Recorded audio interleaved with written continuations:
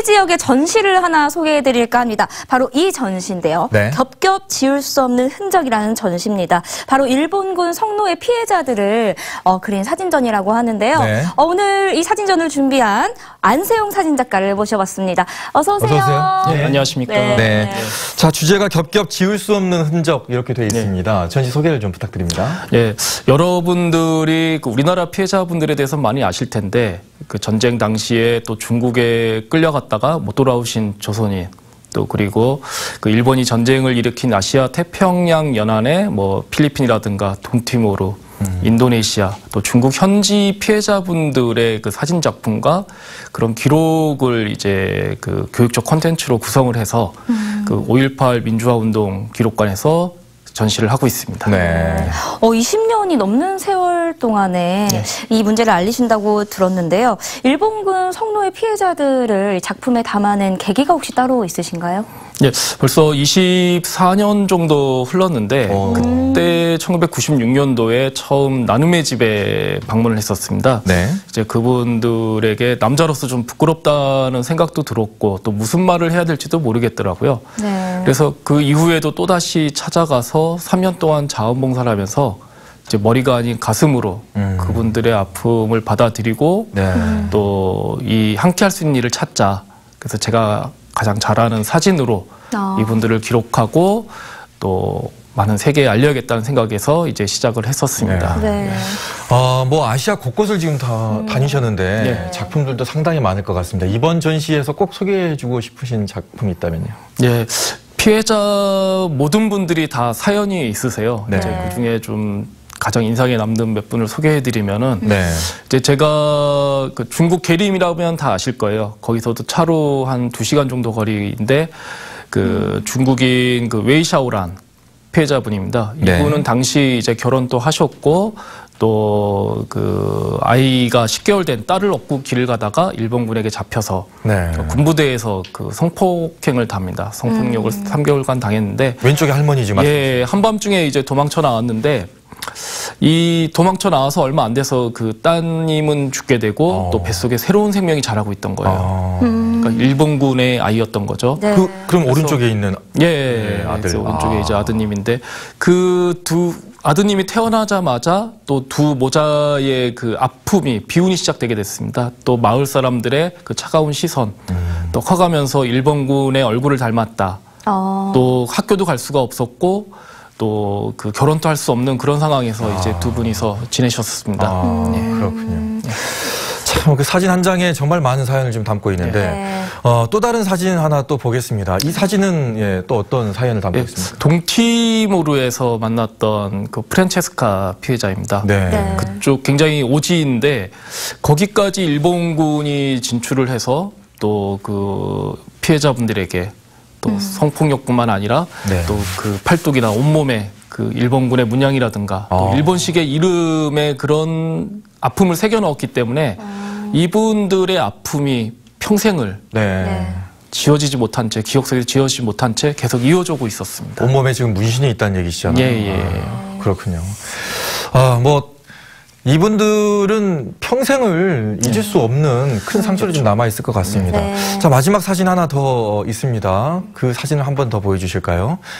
이 사진은 어떤 사연이 있습니까? 예, 허벌판에 이제 두 분이서 손을 잡고 가시는데 이제 우리나라 분들입니다. 뭐 고향은 이제 북한 평양 인근의 출신 분들인데 이제 그 북한 더 위쪽에 러시아 접경 지역에 그 저 공토에 이제 그 일본군 그 3개 사단이 있었고 또 그 4개의 그 위안소가 있었습니다. 그곳에 이제 2곳은 일본 여성들이 있었고 2곳은 조선 여성이 있었는데 저 이수단과 또 김순옥 피해자분이 이제 한 곳에서 그 성노예 생활을 했었습니다. 이제 중국에 남겨지면서 두 분이서 굉장히 의지를 하면서 사셨고 또 그 인근에 평생을 사셨기 때문에 또 참 만나러 뵈러 갔을 때 저 위안소를 같이 방문했던 모습입니다. 그렇군요. 근데 이분들을 직접 촬영하고 인터뷰한다는 게 사실 쉬운 일은 아니었을 것 같습니다. 그렇죠. 작가님들이 이렇게 만나고 직접 이야기를 나눠보시면서 어떤 느낌이 들던가요? 이미 그 70년, 80년이 지난 세월임에도 불구하고 이분들의 기억 속엔 너무 생생히 남아있는 겁니다. 당시의 아픔뿐만 아니라 그 이후에 또 국가적 차별, 또 가해국의 그런 외면 등, 또 차가운 시선 등 종교적 차별 때문에 이분들의 가슴 속에서 평생 아픔이 묻어나오는 것을 볼 수 있었고요. 네. 또 그런 분노 또한 삭혀지지 않은 상태에서 이분들이 계속 살아왔기 때문에 결코 이분들의 나라와 또 피해 사례가 다르지만은 그 아픔이 다르지 않다는 걸 많이 느꼈었습니다. 네. 정말 아직 이 피해 사실조차 알려지지 않은 곳들도 굉장히 많고 일본이 진실 규명과 사과를 하고 있지 않은 상황에서 많은 분들이 이제 그렇죠. 화가 나실 것 같은데요. 그럼 작가님이 이번 전시를 통해서 전하고 싶은 메시지가 있다면은 어떤 게 있을까요? 예, 제가 뭐 미국이나 유럽 많은 곳을 가봤더니 이 문제를 우리나라와 일본만의 역사 문제로 보시는 분들이 많더라고요. 또 막연하게 일본의 편에 서서 일본을 옹호하는 그런 입장들을 많이 봤었습니다. 이 문제가 우리나라만의 문제가 아니라 일본이 전쟁을 일으킨 아시아 태평양 모든 나라의 문제이기 때문에 그분들의 기록조차 안 남아있는 상황에서 그분들의 기록을 또 많이 알리고 또 함께 해야지만 또 국제사회에 또 공감을 얻게 되고 또 그 문제 해결에 한 걸음 더 나아갈 거라 생각합니다. 네. 저는 이 사진을 본 적이 있는데 이 사진은 어떤 사연을 지금 담고 있는 건가요? 예, 아까 그 흑백 사진에 보셨던 그 한 분 중에 이수단 피해자입니다. 이제 그 평양 밑에 숙청군 출신인데 당시 이제 1940년도에 동원돼서 또 위안소에서 5년 동안 생활을 하시고 당시에 그 커다란 성병도 걸렸기 때문에 그 당시의 아픔 때문에 자신의 아이를 가질 수가 없었습니다. 또 젊어서는 어떻게 살았지만은 나중에 경로원에 들어가게 되시고 또 그곳에서 정신분열증까지 생기시면서 이제 아기에 대한 집착이 커지게 됩니다. 그래서 이제 아기 사진도 붙여두게 되고 또 아기 인형을 누군가가 선물을 했었습니다. 그러고서 받아 드시면서 하시는 말씀이 그 너희 엄마 아빠는 어디로 갔니? 이제 나랑 같이 살자고 말씀을 하시면서 이제 진짜 살아있는 아기처럼 생각하시면서 이제 그 잘 때나 또 앉아 계실 때 항상 안고 계시던 그런 모습입니다. 안타깝네요. 좀 보고 있으면 정말로 가슴 아픕니다. 조금 전에 말씀하셨듯이 우리와 일본의 문제가 아니라 이 아시아에 있는 피해 국가들 연대를 해가지고 일본에 함께 대응을 좀 해야 되겠다는 생각도 들고요. 그리고 작업을 하시는데 일본에서 하시고 작품 활동도 일본에서 하신다고 들었습니다. 네. 호랑이를 잡으려면 아무래도 호랑이 굴에 들어가야겠죠. 그리고 무엇보다도 이 문제를 가장 잘 알아야 되는 사람이 일본 사람이라고 생각합니다. 또 현재 일본 사회에서 왜곡되고 숨겨지는 가운데 이 문제를 알려나가는 것이 굉장히 중요한데요. 제가 2007년부터 매체에 이런 피해자분들을 계속 알리고 있고 또 2010년쯤부터는 계속 상주를 하면서 거주를 하면서 또 강연회나 또 이 전시회를 통해서 이 문제를 계속해서 알려나가고 있습니다. 근데 사실 일본에서 일본군 성노예 피해자들을 주제로 이렇게 활동을 하시기가 쉽지는 않으실 것 같습니다. 어려운 점은 없으셨나요? 예, 많은 어려움이 있죠. 무엇보다도 이런 강연회나 전시회를 할 때마다 또 일본의 우익들의 공격이 점점 심해지고 있고 또 그러한 공격으로 인해서 또 많은 일본의 양심 있는 분들이 함께 해주시고 지켜주셨기 때문에 또 전시나 강연회를 또 안전하게 치룰 수가 있었습니다. 공격이라면 어떤 공격을?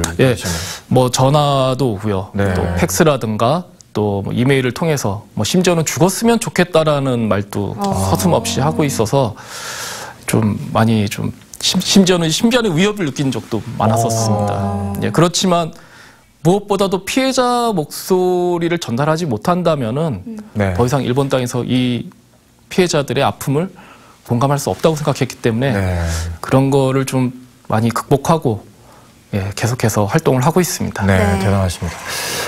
얼마 전에 논란이 됐었던 아이치 트리엔날레 그때 소녀상을 뭐 전시를 중지를 하나에 만에 뭐 이런 논란이 있었는데 거기에도 작품을 전시하셨죠? 그때 이제 중국에 남겨진 조선분들의 사진을 전시했는데요. 이미 7년 전 2012년에도 도쿄 니콘 살롱에서 한번 중지가 됐던 작품입니다. 그래서 이제 그때 중지가 된 작품을 이번에도 같이 전시를 하게 됐는데 전시가 이제 3일 그리고 4일 만에 이제 중단이 됐었습니다. 네. 그래서 더 이상 전시를 재개할 수 없었는데 다시 재개를 위해서 뭐 많은 시민들의 도움도 있었고 또 가처분 재판까지도 진행을 했었는데 네. 다행히도 마지막 일주일을 전시를 했었습니다. 네. 근데 굉장히 이상한 전시였습니다. 예. 하루에 관람객이 8,000명이 오는 곳인데도 그 추첨을 통해서 200여 명밖에 전시를 볼 수 없는, 그리고 심지어는 그 촬영이라든가 또 SNS에 올리는 것조차도 못하게 서약을 해야지만 전시를 그 관람할 수 있는 아주 비정상적인 전시였습니다. 네. 일본 사회가 보여주기 싫은, 더 이상 알리고 싶지 않는 그런 전시였기 때문이죠. 네. 그랬군요. 그런데 이제 작가님이 피해자분들을 이렇게 다 한 분 한 분 이렇게 만나보셨잖아요. 작가님이 생각하셨을 때 그분들이 정말 바라는 점은 어떤 점이라고 생각하시나요? 모든 분들이 그 이구동성으로 말씀하시는 게 있으세요. 왜 자기네 나라에 와서 자신에게 그런 해를 입혔는지 도저히 이해가 안 된다는 거예요. 네. 뿐만 아니라 일본의 높은 사람이 직접 와서 자신을 봐야 된다고 말씀을 하세요. 어떤 좀 더 우리가 좀 더 구체적인 얘기로 하면은 어떤 진상규명이라든가 또 그 일본의 높은 사람이 보고 이 문제에 해결에 나서야 된다라는 입장을 피해자분들이 모두 가지고 계셨던 거죠. 네. 자, 시청자 여러분께 그러면 이번 전시를 통해서 우리 작가님께서 던지고 싶은 메시지가 어떤 건지에 대해서 좀 알려주십시오. 예. 예. 이 문제가 한일간만의 문제가 아니라 또 아시아 전체 문제로서 또 우리가 이 문제에 가장 앞서 있지 않습니까? 그럼으로써 우리나라가 이 문제에 다른 나라 공조, 또 피해자에 대한 기록이라든가 지원을 통해서 또 많은 사람들이 이 문제 해결에 또 국제사회의 공감을 얻을 수 있는 그 기회가 될 거라 생각합니다. 네. 그러면 아직 전시를 못 보신 분들도 계시잖아요. 네. 이분들에게도 한 말씀 해주시죠.